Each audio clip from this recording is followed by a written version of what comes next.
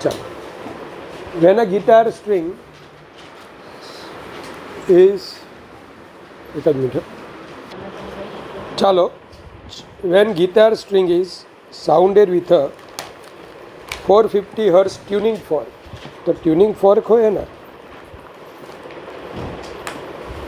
उसकी frequency 440 hertz है. A beat frequency of 5 hertz is heard. If the experiment is repeated with tuning fork, अब यहाँ पे बदल जाएगा, ट्यूनिंग फॉर्क दो है और कुछ चेंज नहीं होने वाला, सिर्फ ट्यूनिंग फॉर्क चेंज होगा. तो केस 1 इसे हम ऐसे लिखेंगे, केस 1 स्ट्रिंग की फ्रीक्वेंसी, इसमें FT1 कितना है, ट्यूनिंग फॉर्क 440 हर्ट्ज. चलो, FS is equal to FT1 plus और माइनस 5, यानी क्या 440 प्लस और माइनस 5, 435 हर्ट्ज और 445 हर्ट्ज, ऐसा ही आएगा ना. अब केस 2 ले लो, जिसमें ट्यूनिंग फॉर्क बदल दिया गया है. कितनी फ्रीक्वेंसी का है, अब वही स्ट्रिंग में कुछ बदलाव नहीं है. तो FS जरा तो ध्यान आप जब, FS 437 प्लस और माइनस 8 है ना. इस बार F बीट कितनी दी गई है, 8 हर्ट्ज. यहाँ पे F बीट कितनी थी, 5 हर्ट्ज. तो अलंकृता क्या आएगा, 429 हर्ट्ज और 445 हर्ट्ज. अब आपको ये देखना है कि दोनों में कॉमन कौन है, कॉमन धारा यही कॉमन है. तो स्ट्रिंग की फ्रीक्वेंसी क्या होनी चाहिए, 445 हर्ट्ज. બે અલગ અલગ સાથે આપણે એક્સપેરિમેન્ટ કર્યું. સૌમ્ય, in a guitar, 2 strings A and B made of same material are slightly out of tune and produce beats of frequency 6 hertz. चलो, when frequency of A आपको दिया गया है, इनिशियली A की फ्रीक्वेंसी क्या है, 530 हर्ट्ज है ना. F बीट कितना है भाई, 6 हर्ट्ज. तो FB is equal to FA plus और माइनस 6, 524 हर्ट्ज.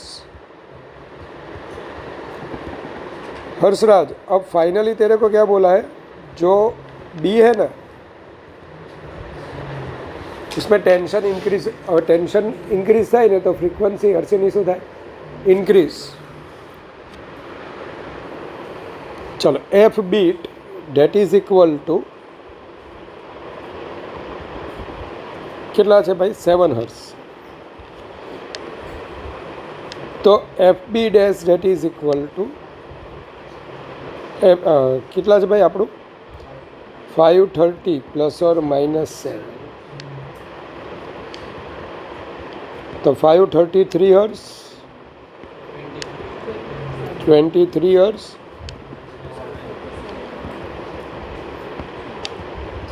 अब क्या होता है पता है ना, टेंशन इंक्रीज होता है, तो T इंक्रीज થાય तो FB dash greater than FB. चलो देखो तो ये 524 से 523 हुई, तो कौन सा वाला, ये इंक्रीज हुआ. तो आंसर आएगा, बोलो. ओरिजिनल पूछेली છે, ओरिजिनल. ટેન્શન ડિક્રીઝ કીધેલું છે. અચ્છા, તો ડિક્રીઝ થાય તો FB dash less than FB થશે.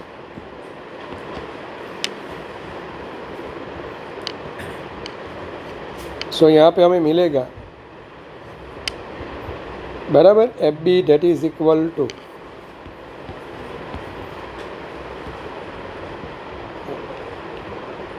આ ઇન્ક્રીઝ થયું ને એટલે આ નહીં આવે, ડિક્રીઝ થાય તે આવે. 524 હર્ટ્ઝ. बराबर है. 524 हर्ट्ज ऐसा आपको मिलेगा. Frequencies of 3 tuning forks A, B and C are F1, F2 and F3 respectively, where FA that is greater than FB that is greater than FC. When two tuning forks AB and AB were sounded together, n bits per second were produced and A and C were produced, then 3n bits are per second. ચાલો હવે તમને એવું કીધેલું છે કોણ પહેલાં સાઉન્ડેડ together છે એ અને બી, હા ને? તો n bits પર સેકન્ડ પ્રોડ્યુસ થાય છે. તો F A minus F B that is equal to n by bits मतलब फ्रीक्वेंसी नो डिफरेंस. सही है आद्या? फिर कौन है? ए और ए एन सी है. तो ए and C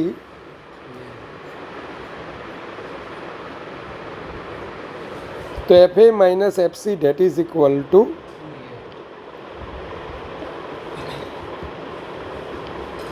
then how many numbers of beats per second when B and C. तो आपको फाइंड करना है एफ बी माइनस. तो एक काम करो, दो में से एक सब्सट्रैक्ट करो. तो F A minus F C LHS H S is equal H RHS is equal टू आर एच एस माइनस आर एच एस. तो F B minus F C that is equal to 2n. ऐसा आएगा.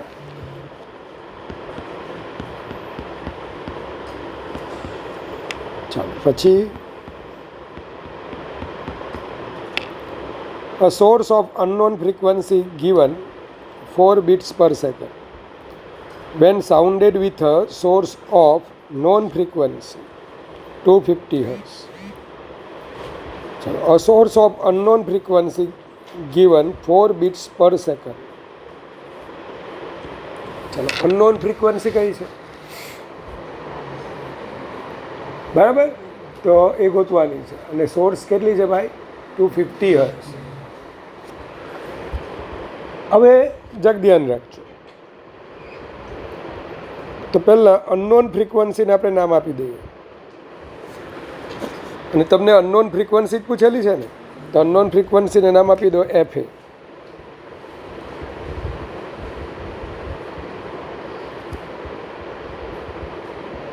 હવે ઇનિશિયલી શું કીધું?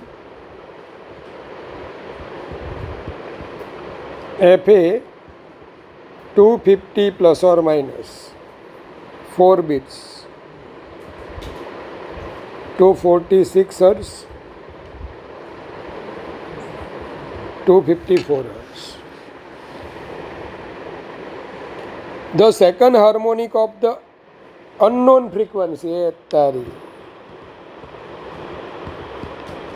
second harmonic F A dash 2 FA. अला भाई तो एफ ए डैश बराबर 513 સાથે જ્યારે રેઝોનન્સ કરે ને ત્યારે કેટલા બિટ્સ આપે છે? 5. જેવું કીધું છે. તો F A dash that is equal two 2 FA. अब 508 हर्ट्ज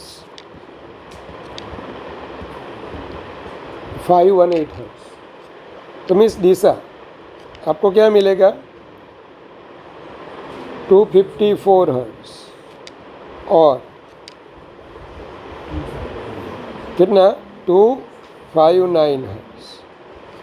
अब ये दोनों में से कॉमन वाला कौन है? कॉमन वाला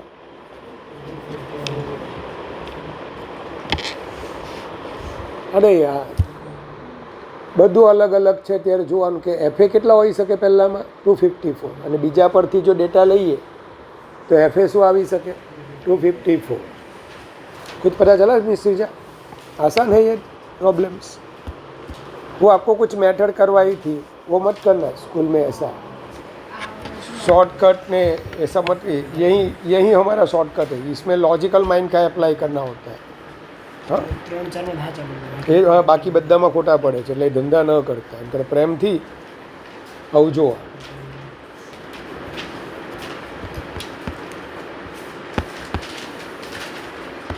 चलो 25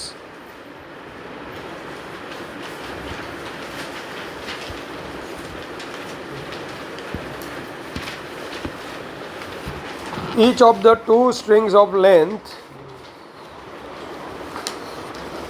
L1 51.6 centimeter L2 49.1 centimeter are tension separately by 20 Newton force. तो T 20 ન્યૂટન છે ભાઈ L1 આપેલા છે સૌમ્ય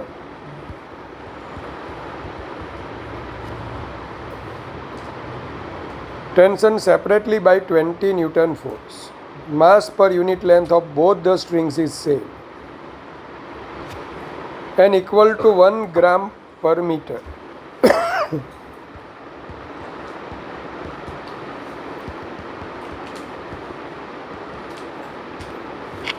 Chal. When both the strings vibrate simultaneously, the number of beats. अब कौन सा आएगा ये F इज इक्वल टू हाँ कुछ भी नहीं दिया है यहाँ पे तो V/12 आपको लिखना है अब V क्या आएगा T/μ अब ये दोनों में सेम है T/μ तो सेम ही है ना चलो तो हम क्या करेंगे पता है V का वैल्यू चलो फिर बाद में लिखेंगे अब जिसकी लेंथ ज़्यादा है ना उसकी F कम होगी तो F बीट यानी फ्रीक्वेंसी का difference V/12 to V/12 L1 minus L2 L1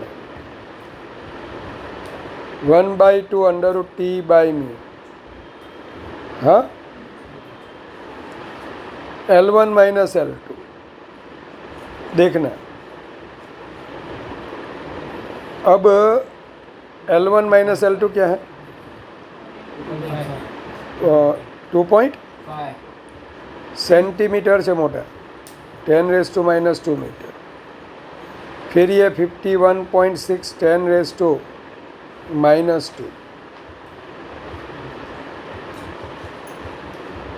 चलो गणकी वाળું આવશે √T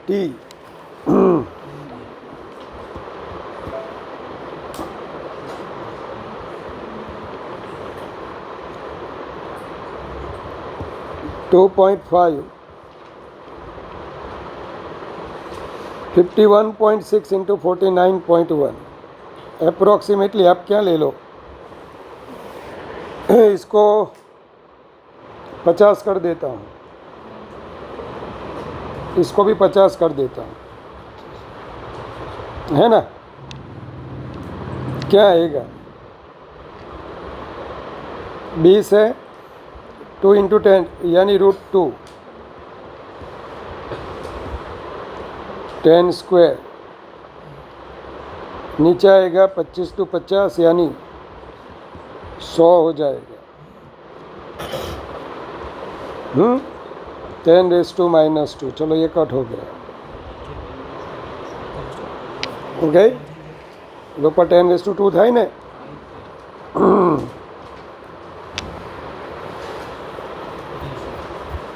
कितना आएगा ये तो चला गया वो सभी निकल जाएगा ये 1 हो जाएगा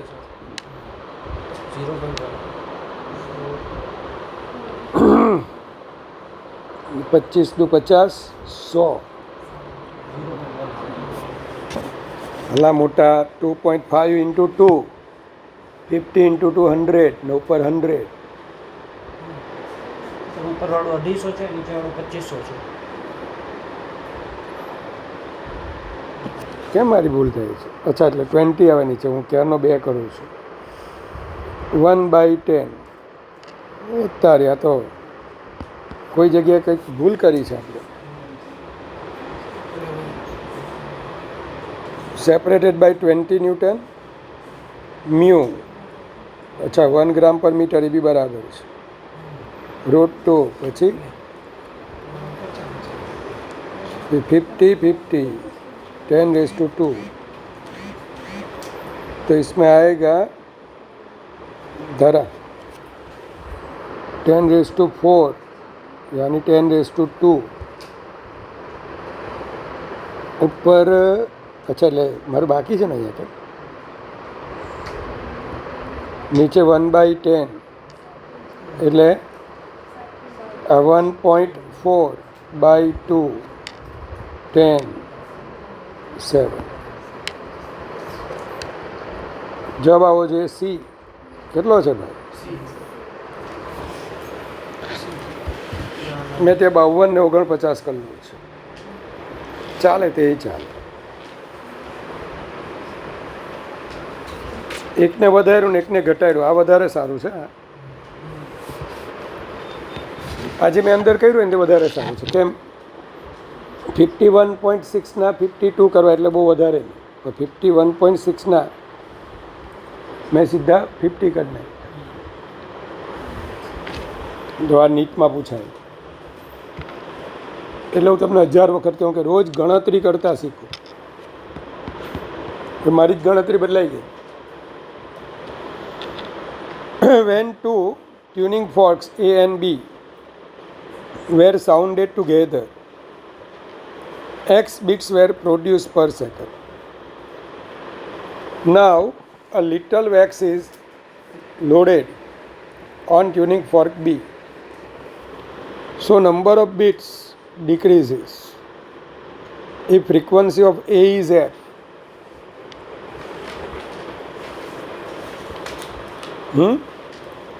then frequency of B is, चलो एफ ए को एफ ले लो, एफ बी को आप वाई ले लो, वो हमें फाइंड करनी है.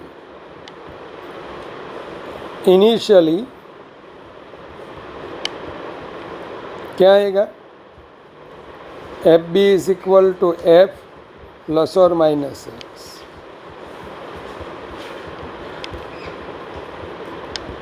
अब फाइनली क्या लगाया गया है? वैक्स. तो चलो अब यहाँ पे एक काम करो, एफ बी लिखो, एफ बी रहने दो.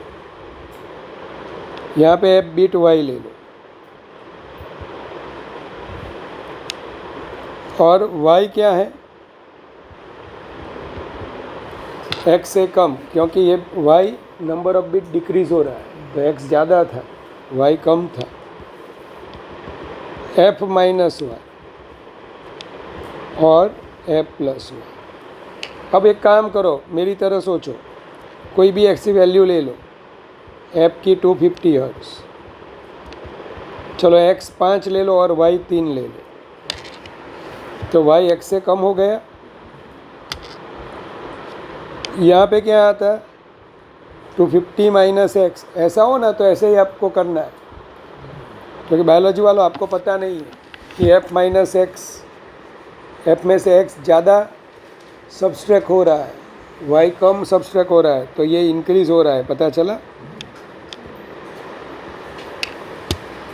ये एफ प्लस एक्स ये डिक्रीज़ हो रहा है.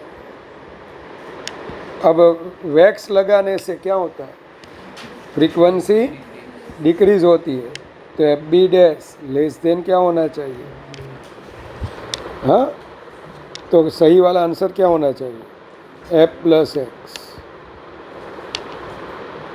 अगर समझ में आया, नहीं समझ में आया तो फिर ऐसा करने का भाई, 250 माइनस 5 और 250 प्लस 5. तो इनिशियली क्या आया था?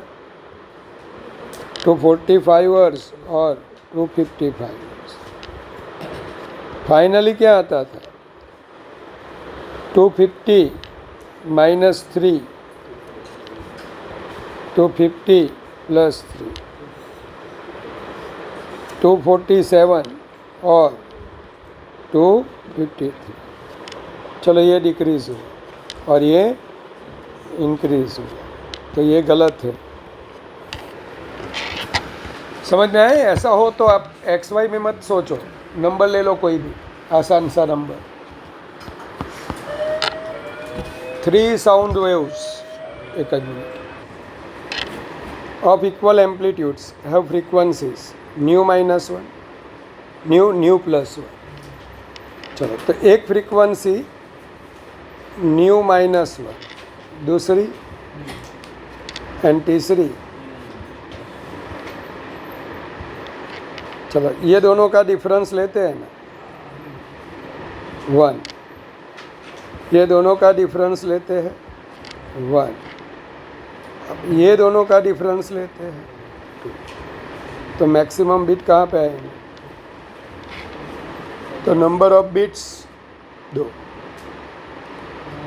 इसका सिर्फ आंसर अच्छा लगेगा, बाकी ये जो समझना है ना, तो मिस इतना बड़ा है ये 2 बिट्स आएंगे ना जो जिनकी इंटेंसिटी सेम नहीं होगी, ये ऐसा नहीं किया जाता। ये पाटिया मैंने बिठाया, लेकिन आंसर यही आएगा।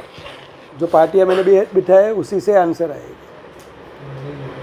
हाँ, વી નથી, ન્યૂ કહેવાય, એટલે ન્યૂ જ ચલાવી, એટલે કંઈ તમને સમજ પડે? આન્સર આમ જ આવે કે જે મેક્સિમમ જે ડિફરન્સ છે ને એટલા જ બિટ્સ પ્રોડ્યુસ। બટ આનું ફંડામેન્ટલ સમજવા જાઓ ને તો મરી જાય, આવડો મોટો દાખલો થાય। चलो, मैथ्स का उपयोग आता है। 25 tuning forks are arranged in series in the order of decreasing frequency. Any 2 successive forks produce 3 beats per second. If the frequency of the first tuning fork is octave of the last fork, then the frequency of the 21 first fork is. So 25 tuning forks are arranged in series, the order of decreasing frequency. चलो, तो F1 जो है ना, F1 वो हमारा first है। चलो, फिर ऐसा आपको डिक्रीज बोला गया है। यहाँ पे जो डिफरेंस है, 2 सक्सेसिव फॉर्क प्रोड्यूसेस 3 बिट्स। तो डिक्रीजिंग है तो F1 माइनस 3, फिर F1 माइनस 6, ऐसा करके करके आपको F25 दिया गया। फिर से F2 क्या आएगा ना, F1 माइनस 3, F3 क्या आएगा, F2 माइनस 2 टाइम 3, ये F25। चलो, तो हमारा ये फर्स्ट टर्म F1 है। हाँ, कॉमन डिफरेंस 3 है। तो आपको ऐसा पढ़ाया गया था, Tn is equal to A plus nth term. चलो, अब n इज इक्वल टू मैं 25 लेता हूँ, तो F25 A plus n minus 1D के अकॉर्डिंग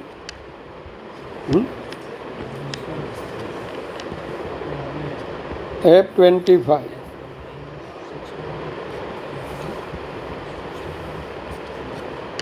चलो, A यानी F1 24D, D कितना है 3। चलो, अब F25 is the octave of last fork. ए तारी ऑक्टेव यानी डबल। मैंने ऐसा सारे गामा पद नहीं ऐसा समझाया होगा, है यहाँ पे देखो ऑक्टेव, ये अगर F1 है ना, सा रे गा मा पद नी सा, पहला सा ऐसे बोला जाता है सा, फिर सा, ये ऑक्टेव है। ये ऑक्टेव गुजराती वालों को तो अच्छा लिखा हुआ है कि ये जो 25th है ना वो से डबल है, वैसा ही लिखा हुआ है गुजराती में। इंग्लिश में प्रॉपर ऐसा लिखा हुआ है ऑक्टेव। ऑक्टेव यानी क्या, ये सा आया तो बी सा आएगा, और मैंने पढ़ाया था उस टाइम, खबर ना, वो उसकी फ्रीक्वेंसी डबल हो जाएगी। तो F21 that is equal to F25 that is equal 2 times F1, है ना। तो F1 क्या आएगा, 72 hertz. So F21 that is equal to, કંઈક મારી ભૂલ થઈ લાગે છે, -D આવે ને, અલા ભાઈ D -3 આવે, હા મને માફ કરજો, એ જ વિચારું મેં કહે પહેલો જ આટલો ઘટીને આવ્યો।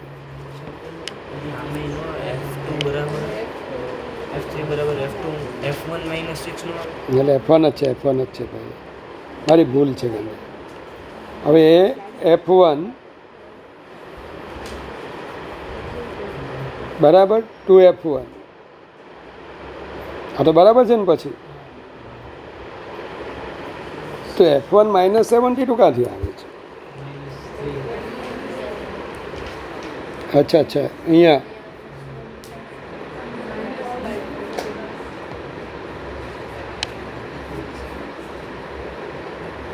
બે બહુ મોટો લોચો માર્યો લાગે છે।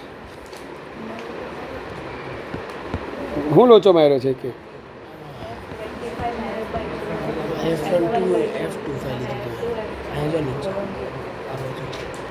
F2 is equal two 25। અચ્છા, એટલે બરાબર તો છે। કહો તારી લે,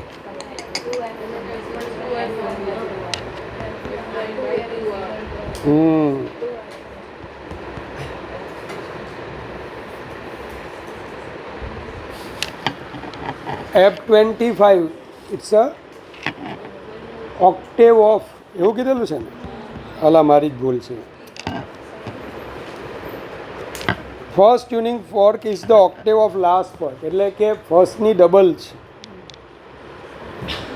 તે તો બરાબર તો બોલો, મેં ઊંધું લઈ। સારે ગામા પધની એવું હોય ને, પાછું સા આવે ને, એ જે નવો સા હોય ને એ પહેલાં સા કરતાં ડબલ, એટલે આપણો F1 છે ને એ ઓક્ટેવ છે કોનો, 25માંનો, એટલે કે F1 that is equal two 25, sorry double of F25। હા બરાબર છે, તમારી ભૂલ જ થઈ। તો F1/2 is equal two F1,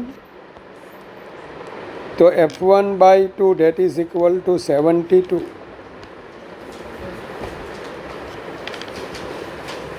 સારું, તો હવે F21 A plus 21 minus 1 D -3 144 -60 84।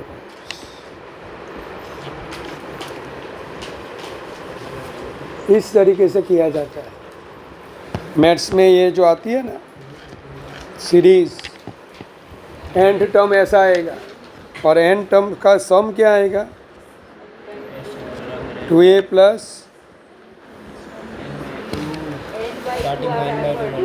अच्छा हूँ आवे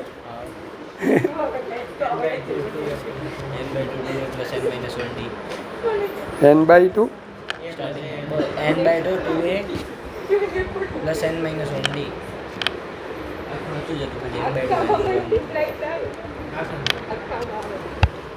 ચાલો, n/2 2A પ્લસ n-1D। ચાલો, આવું હોય તો બાયોલોજી હોય।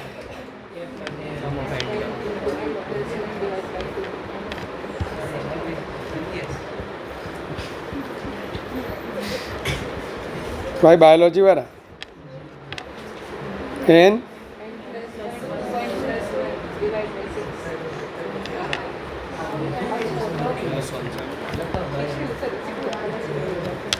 આવડે છે ને બાયોલોજી વાળા? હે?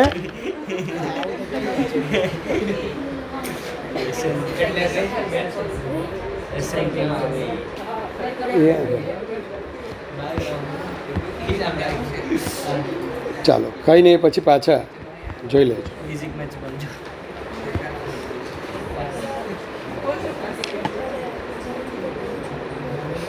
ઓકે, હા કંઈ વાંધો નહીં, ફોન કર. n plus 1 2n plus 1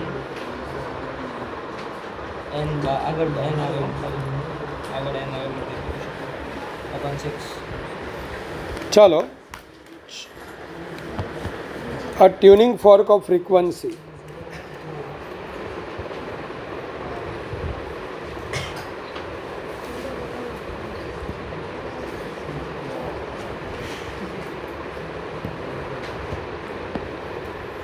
Tuning fork of frequency 300 Hz resonates with an air column closed at one end at 27 degrees Celsius. How many bits will be heard in the vibrations of the fork and the air column at 0 degrees Celsius? And correction is negligible. And correction is negligible. चलो, तो tuning fork of frequency resonates with air column closed at one end at 27 degrees Celsius. ચાલો, તો 0 ડિગ્રીએ કેટલા આવશે? હવે તમને ખબર છે ભાઈ, F is equal to close pipe માટે શું આવતું હતું? 2n - 1 V/4. ચાલો, કમ્પ્લીટ છે. અને V is equal two 2n - 1 upon 4l. V is equal to under root gamma RT upon M0. તો F is proportional two under root T થાય. તો ટેમ્પરેચર ડિક્રીઝ થાય ને ભાઈ, આ ટેમ્પરેચર છે. ટેમ્પરેચર જો ડિક્રીઝ થાય તો એફ બોલો શું થાય? ડિક્રીઝ થાય. તો તમારે કરવાનું શું છે? તો કે tuning fork of frequency 300 Hz resonates with air columns. Resonate with air column મતલબ ફ્રીક્વન્સી સેમ છે. તો initially frequency of air column is equal to frequency of tuning fork. चलो, तो आनी फ्रीक्वन्सी एफ लई लीए, आ 300 Hz. चलो, હવે તમને ખબર જ છે કે how many bits will be heard in vibration of the fork and the air column. તો આ કયા ટેમ્પરેચરે છે? 27 ડિગ્રી સેલ્સિયસ. ચલો, at 0 degree Celsius frequency of air column, એને તમે એફ ડેશ લઈ. તો now F is proportional to T આવે એક. તો F dash upon F that is equal to under root T dash by. Actually આપણે શોધવાનું શું છે ખબર ને? 300 માઇનસ એફ ડેશ. થોડું બુદ્ધિ લગાવો. 300 એટલે કોની ફ્રીક્વન્સી છે? Tuning fork. તો ટ્યુનિંગ ફોર્કની ફ્રીક્વન્સી તો 300 જ રહેશે. હવે આની બોલે એફ ડિક્રીઝ થવાની, એટલે 300 માઇનસ એફ ડેશ શોધવાનું છે. તો થોડું એમ લોજિક લગાવો છો. એફ ડેશ આમ પણ લખવું જ લખી શકો કે એફ એટલે ટ્યુનિંગ ફોર્ક. એટલે આપણે શોધવાનું છે FT માઇનસ એફ, અથવા આમ જ લઈ લઉં ને.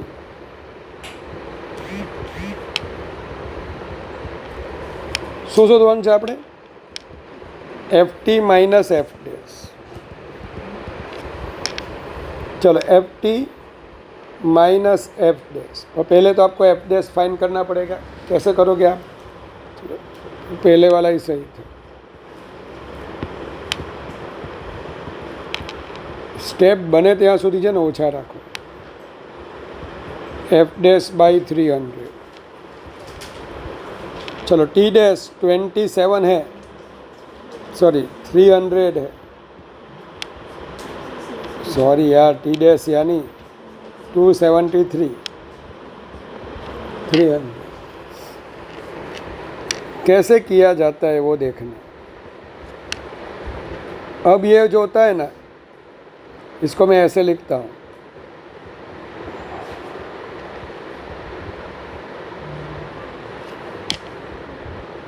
तो 1 माइनस 27 बाई 300,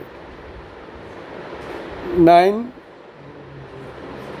बाई 100, ऐसा ही आएगा ना. अब आपको बाइनोमियल आता है, बाइनोमियल ऐसा कुछ.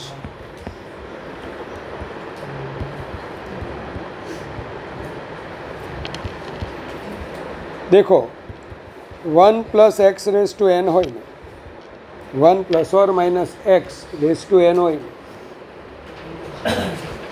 If X is very very lesser than 1 હોય तो 1 प्लस और minus X raise to N, 1 plus और माइनस एन एक्स. धरा अगर यहाँ पे प्लस होगा तो तेरे को प्लस लिखना है, माइनस होगा तो तेरे को माइनस. तो प्लस और माइनस का मीनिंग क्या? एन आगे आ जाएगा.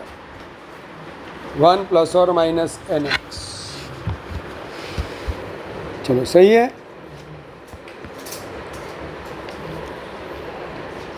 तो यहाँ पे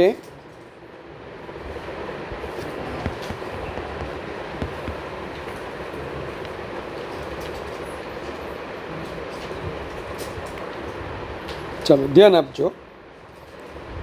1 माइनस ऐसा है ना, तो क्या करना है आपको? 1 minus half 9 by 100.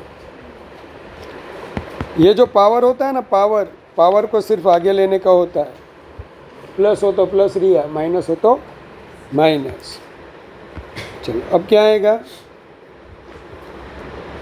1 minus 200 minus 9 यानी 191 अपॉन 200. चलो तो मेरे को इतना मिला यार, F dash by 300 that is equal to. तो एक काम करो, F dash 300 minus F dash कर दो अपॉन 300. तो ऊपर क्या करो आप? 200 माइनस 191 अपॉन 200. चलो ये चला जाएगा. ऐसा करने को आना चाहिए. तो ये कितना आएगा? 9 3 2 27 ભાગ્યા 2 13.5 એટલે કે 14. એપ્રોક્સિમેટલી क्या आएगा? 14 सेकंड इंडेक्स.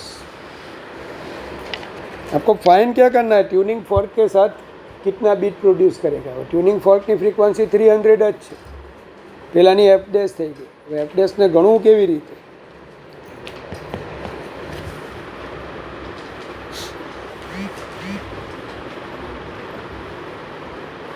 ચાલો તો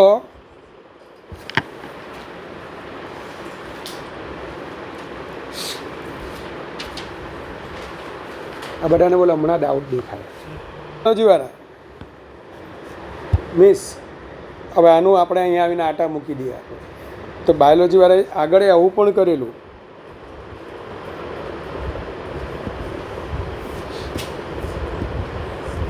બાયોલોજીવાળાએ આવું પણ કરેલું કે આવું હોય ને,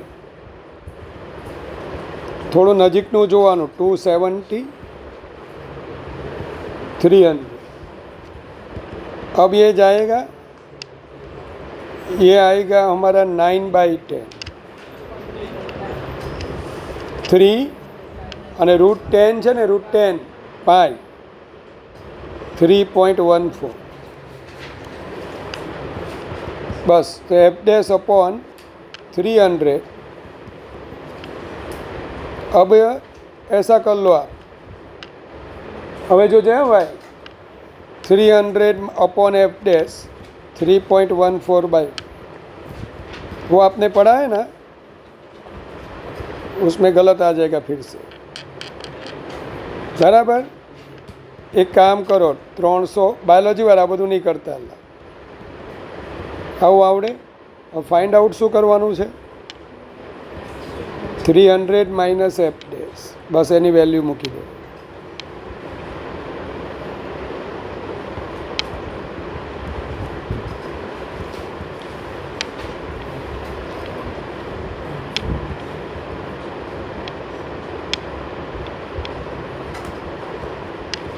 बराबर.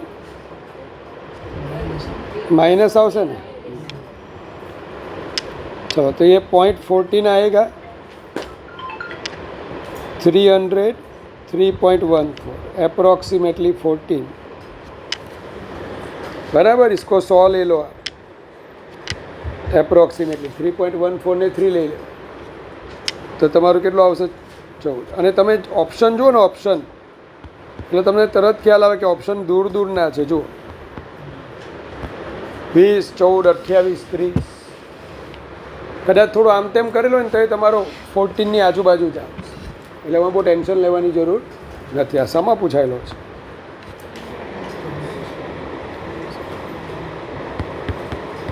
A 70 centimeter long sonometer wire is unison. Unison એટલે કે રેઝોનન્સ. યુનિસનનો મતલબ શું થાય? A 70 centimeter long sonometer wire is in unison with a tuning fork. If the length of wire is decreased by 1 centimeter, it produces 4 bits per second with the same tuning fork. Find the frequency of tuning fork. Tuning forkની frequency શું હશે? तो L है 70 centimetre. Wire is in unison with a tuning fork. हाँ ने. If the length of wire is decrease by 1 centimetre यानी कितनी थी जाए 69. It produce beats per second with 4 beats per second with the same tuning fork. Find the frequency of tuning fork. तो initially आपको ऐसा दिया गया. ट्यूनिंग फॉर्कनी frequency that is equal to स्ट्रिंगनी frequency that is equal to 1/2L under root बोलिए बोलिए T/μ. ऐसा ही है ना. चलो હવે લેન્થને તમારે શું કીધેલી છે? Wire is decrease by 1 centimetre. તો લેન્થને હવે તમારે ફાઇનલી ડિક્રીઝ કરો તો ફાઇન્ડ ધ ફ્રીક્વન્સી, સોરી, તો 4 बिट्स पर सेकंड આવશે. તો એફ સ્ટ્રિંગ, ચલો લેન્થને તમે ડિક્રીઝ કરશો શું થશે? तो आप ऐसा कर लो F S is equal to 1/2L under root T/μ અને F S dash to L dash ये भी आपका बोलो T/μ है. चलो दूसरा कुछ दिया हुआ है कि भाई म्यू वगैरह के टेंशन चेंज हो गया, ऐसा कुछ दिया हुआ है? नहीं दिया हुआ है. तो एक काम करो F S dash upon F S 1/, હું બીજી મેથડ ટ્રાય કરું છું, આવે તો ઠીક છે. L upon L dash. चलो L है हमारा 70 ना, ये कितना है 16. F S now 10 sorry length कम करने से फ्रीक्वेंसी बढ़ेगी. तो F S dash minus F S that is equal to क्या आया 4 है ना. तो 70/69 माइनस एफ एस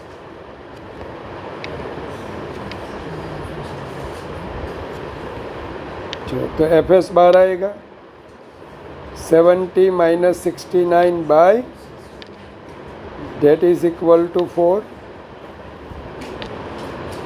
69 into 4 9 ચોક 36 3 24 ને 3 276. આ મારી મેથડ હેલી છે કે મેં કઈ કરી છે મેં આવું જ કરેલું છે હા તો બરાબર જ છે ને એ જ તો કર્યું છે મેં ડાયરેક્ટ લઈ લીધું યાર સમજ્યા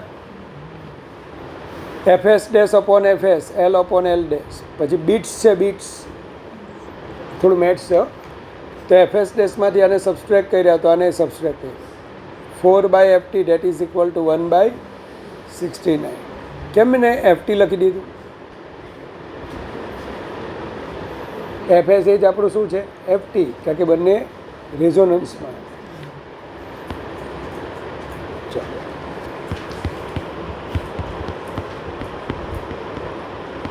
A vibrating string of certain length under a tension T resonates with a mode corresponding to the first overtone यानी कि third harmonic of an air column of length 75 cm inside a tube at one end. एक vibrating string है of certain length under a tension T resonates with a mode corresponding to first overtone पहला overtone नो mode कीधेलो है तो resonate शब्द आप्यो है भाई तो frequency of string that is equal to first overtone of close pipe કેમ આવું લખ્યું ધ્યાન જે સ્ટ્રિંગ છે એ રેઝોનન્સમાં છે રેઝોનન્સમાં એટલે સેમ ફ્રીક્વન્સીમાં કોની સાથે ક્લોઝ પાઇપનો ફર્સ્ટ ઓવરટોન ફર્સ્ટ ઓવરટોન એટલે મીન્સ ક્લોઝ પાઇપ માટે તમને ખ્યાલ છે 2n-1 v/4l चलो હવે ફર્સ્ટ ઓવરટોન એટલે F2 3v/4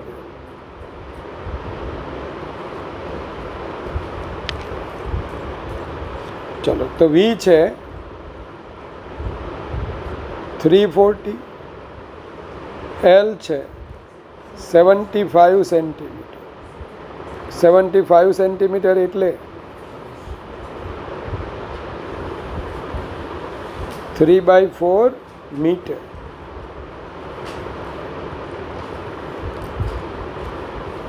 तो 3/4 तो क्या आएगा F S is equal to 340 hertz. A string also generates 4 bits per second when excited along with a tuning fork of frequency n. चलो तो ट्यूनिंग फॉर्कनी फ्रीक्वन्सी तमने n आपेली है हाँ चलो तो ट्यूनिंग फॉर्कनी फ्रीक्वन्सी n आपेली हो तो F T that is equal to F S plus और माइनस 4 ट्यूनिंग फॉर्क साथे केटला बीट थाय छे 4 चलो तो एफ एस आएगा 340 प्लस और माइनस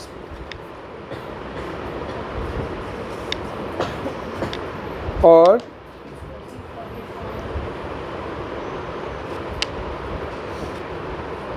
336 हर्ट्ज और 344 हर्ट्ज. चलो कंप्लीट. હવે વેન ધ્યાન આપજો ટેન્શન ઇન સ્ટ્રિંગ